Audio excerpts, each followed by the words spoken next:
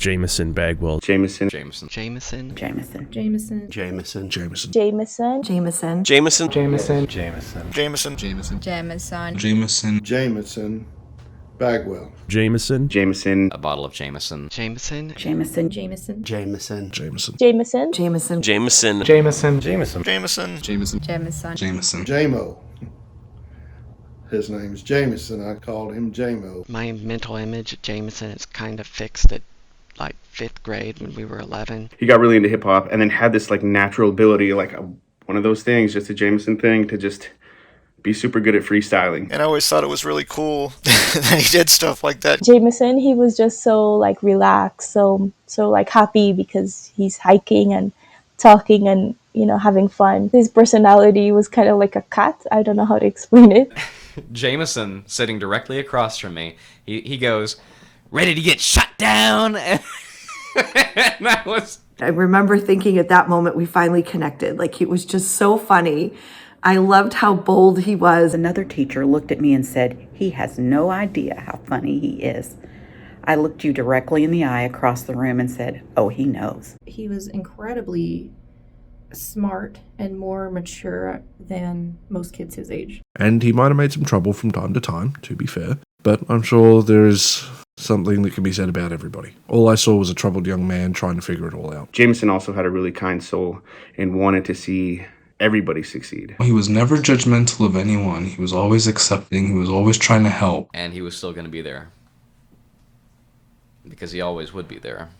I have to tell you that he was the best English teacher I had at the time. I think that most of the English I know now is because of him. Jameson learned origami, and he had us all follow along to make a bunny rabbit cube that you can inflate at the end. You know, that was one of the best times of my life, you know, those couple months, because we felt like we had a family away from our families, and we had a really close bond, all of us, the four of us. Trying to be more mindful and be attentive to the words we use, especially with people who are hurting, who are grieving. And I know that Jordan has often expressed a wish that somehow Jamison is able to be aware of this. I think that I became more like aware person of the moments and time, and share and say the things that you have to say to people, because you are not maybe always going to have the time to do it. There's something that has just risen within me that I need to tell you, say to you.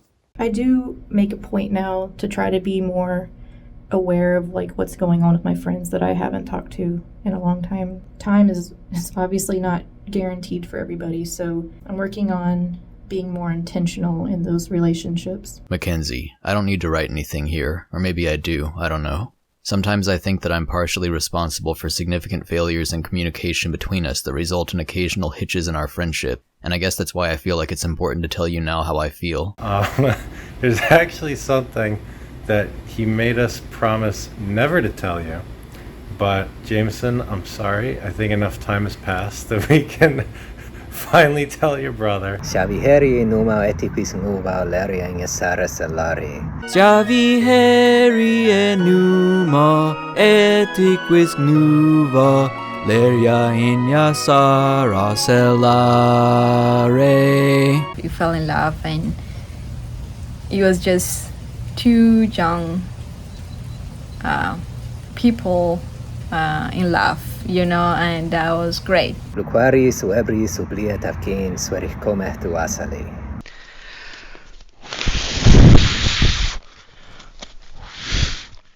It's still the only origami I know how to make, and it never fails to bring joy. And I hope that Jamison is somewhere like that he can see it all. I hope he's there wishing the best for Jordan, for the family, for his friends. You've shaped how I will be present and how I will fervently and unabashedly pour into and pray over every young person in my life. I'll remember him probably for the rest of my life, even though I've never met the guy. And I think that's incredible. I'll always remember that part of my life as being beautiful.